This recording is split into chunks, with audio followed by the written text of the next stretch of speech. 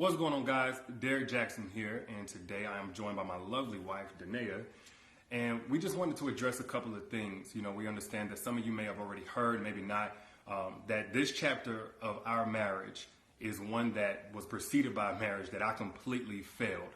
And I would say it just started around August, maybe September of last year.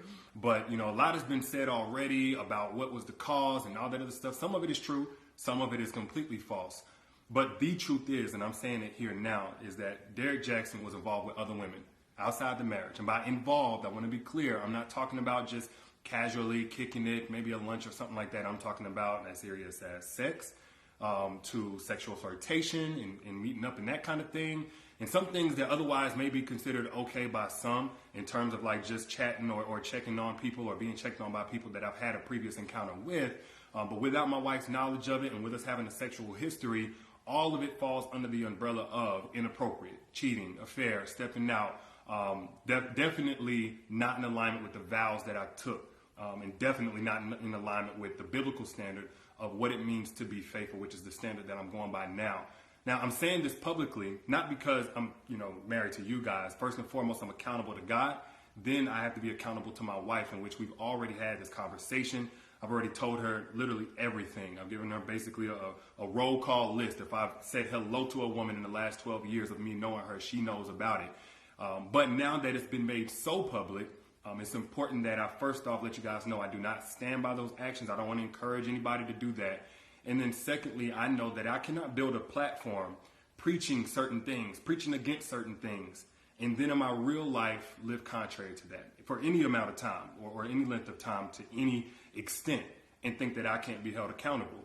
You know, the same way that I preach, men and women in this situation need to face consequences of their actions, deserve to be held accountable. Guess what? Derick Jaxn's no exemption. He's not exempt from that. I'm also not a victim. Nobody made me do this. She didn't make me or push me to do it. The next person didn't make me. No friend influenced me. It don't matter how I was raised and what trauma or whatever. Look, I made decisions. I made a series of decisions that I got to account for. There's no excuse or justification.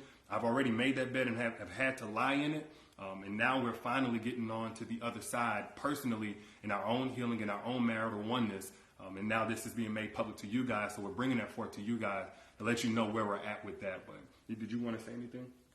Yes, so I do want to just add that I agree with what he just said.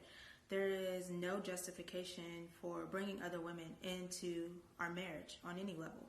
And it was unacceptable. Mm-hmm. And it's not something that I tolerate or that we tolerate moving forward.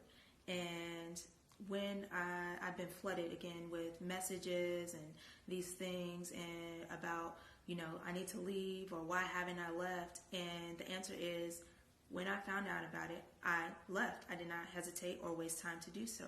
And I stayed gone. No matter how many times he came, I stayed gone and stood firm on, I am not coming back. And I did not come back until I seen a shift and a change in his mentality, in how he carried himself, in how he